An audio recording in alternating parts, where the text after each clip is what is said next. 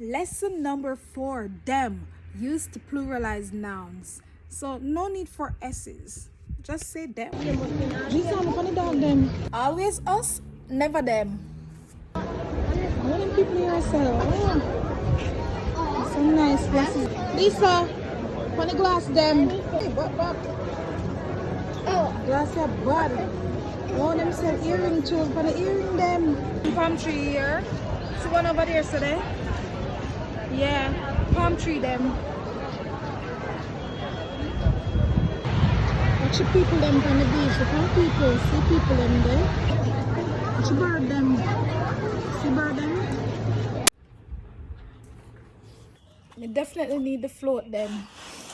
Yeah, no problem, man. We could try again. Yeah, hold me? Tamara? What should I do? Jesus Christ. Tamara, hold me hand them. Hold me foot them.